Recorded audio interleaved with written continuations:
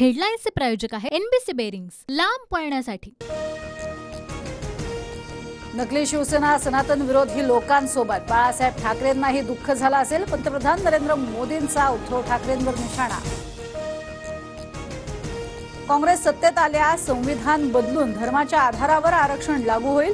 काश्मीरमध्ये पुन्हा कलम 370 लागू होईल। मोदींचा काँग्रेसवर निशाणा।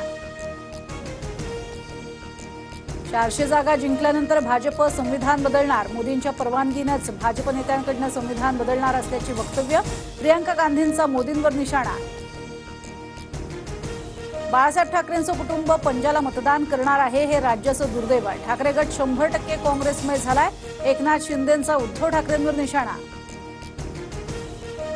कोल्हापूरकरांनी ठरवलंय मान गादीला मत मोदीला।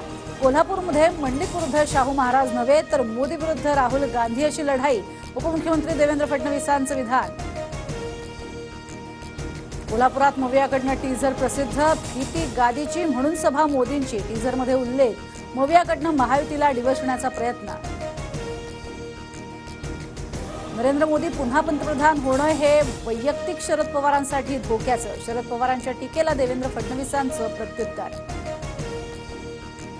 भाजपकडनं मुंबई उत्तर मध्यमधून उज्ज्वल निकम यांना उमेदवारी। खासदार पूनम महाजन यांचा पत्ता कट। उज्ज्वल निकम यांचा काँग्रेसच्या वर्षा गायकवाड यांच्याशी सामना होणार।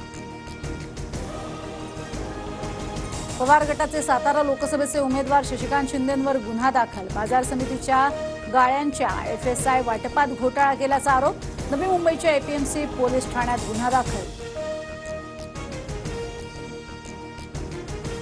कितीही गुन्हे दाखल झाले तरी शरद पवारांची साथ सोडणार नाही। तिसरा गुन्हा कधी दाखल करता याची वाट पाहतोय शशिकांत शिंदेंचं वक्तव्य। शशिकांत शिंदेंना अटक केली तर लोकशाही मार्गाने राज्यातील प्रत्येक तालुक्यात लढा उभारणार। दहिवडीमधील सभेत शरद पवारांचा सरकारला इशारा।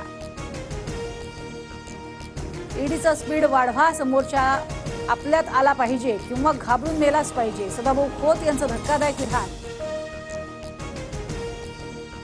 भोरमधील सभेत अजित पवारांकडनं सुप्रिया सुळेंची नक्कल। मी शब्दाचा पक्का, इतरांसारखं खोटं बोलत नाही।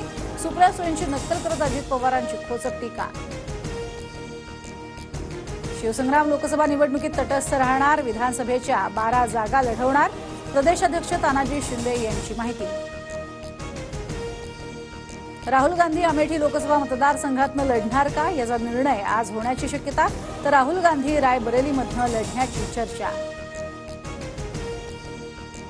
हेडलाईन्सचे प्रायोजक आहे एनबीसी बेरिंग्स, लांब पळण्यासाठी।